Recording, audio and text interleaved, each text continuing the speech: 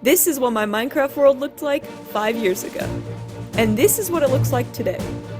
My name is Lily Diamond, and welcome to my 5-year-old survival Minecraft world.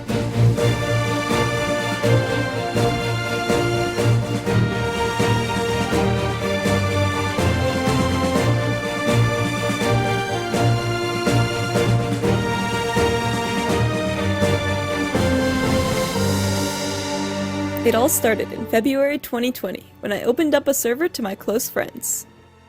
This is most notable at spawn, where only a small handful of the buildings are actually mine.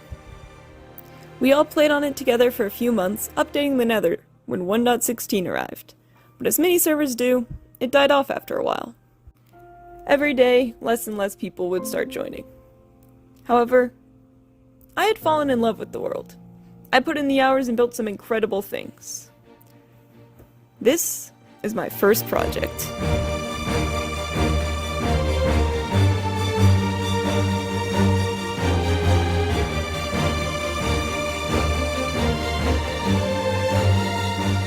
This massive 128 by 128 block build really proved to me what I was truly capable of.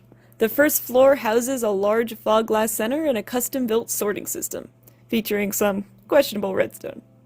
The second floor has 12 themed rooms, such as brewing, enchanting, smelting, extra storage, and many more decorative ones. It also displays the progress I've made on transforming the end island itself. The third floor was where I got a little carried away with an armor stand datapack that the server had, and made mostly decorations. If you've seen Hermitcraft, this datapack might look familiar. More functionally, it has my bedroom. Alright, we're still in the end though, it's not a real bed. And stores many of my valuables that do not fit in my ender chest. This includes other sets of armor, and an obscene amount of fully enchanted tools. I don't know why I did this. Overall, this project took me most of the summer to build, and is still being decorated to this day. But that's not where most of my time spent in the end came from. That was the...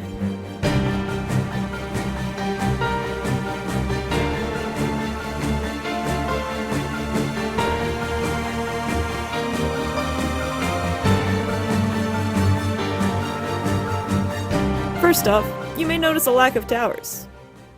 Specifically the obsidian ones. One of my friends and I mined down the towers by hand, which the bottom parts are still visible from the bottom of the island. And I used a bedrock breaking machine to destroy the pieces atop the towers. Think bedrock sealing. There was also a large chunk of island that generated over here, that was mined and blown up. This is one of the many things that can be seen on my progress maps. Once the island was lit up and prepped, the terrain was replaced with cyan concrete powder and also cyan wool, and I started building the bare bones of what may one day become a city. 2 other friends joined in and built offshoots from the island, which can be seen here and also here. But let's rewind time a bit. Just before I built the Void Mansion, I had found this mushroom island, which has since been transformed into my home away from home. It houses my villagers and my industrial district, sporting many custom-made farms and a slightly modified El Mango tree farm, where I removed the TNT duper and replaced it with a dispenser. It is the backbone of everything I create in this world. Nearby, I also made a guardian farm, which is Cupvan's design, and is something I build in almost every world if I need prismarine. And if you remember my Void Mansion, I needed prismarine. If you know me well, there is just one thing I can't get enough of, and that's mushroom islands. So I found another one. This is my biggest project ever.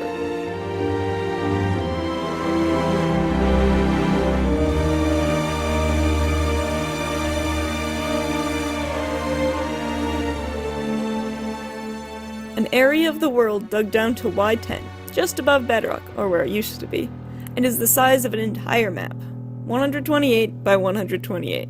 Surprisingly, that's the second time we've seen these numbers. Around 2/3 of the area was dug out by hand, and the rest by TNT. The glass was placed painstakingly to match exactly with the terrain above, and all of the statues were handmade. I chose which creators to include based on the people who had inspired me, or who I'd loved watching over all these years. This project took months to even dig out, and I'm still working on building statues in special areas for each person to this day. Finally,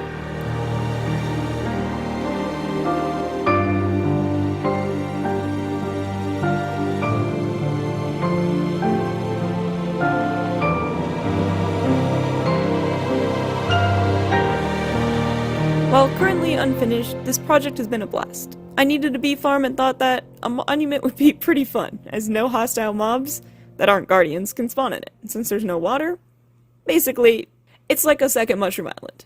Or, a third one?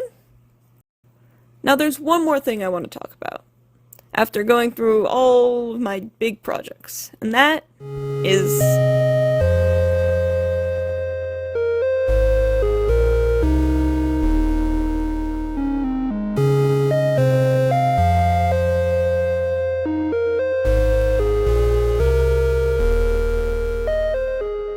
my stats page tells a story on its own, coming in at 850,000 stoned mine. It is by far my most broken block.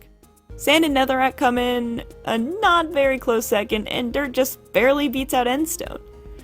Funnily enough, I've mined mycelium more times than grass blocks, and mined over 500 ancient debris, 300 of which I used for just the Hall of Creators. I've used pickaxes a combined 1.65 million times, and shovels a combined 470,000 times. The block I've placed most is stone, somehow, at 57,000 times. And I've crafted a total of 60,000 rockets. I've taken 146,000 damage, yikes, and flown 1.34 thousand kilometers, which is around 1.34 million blocks. I've killed the Ender Dragon 21 times, killed 62 withers, killed almost 39,000 endermen, and if you thought that was the most, the mob I've killed the most of, with 63,021 kills, are guardians. And finally, the most impressive stat of all, my playtime in this world is 96 days of real life time. That is 2.3 thousand hours spent in just this Minecraft world. 3.5 months.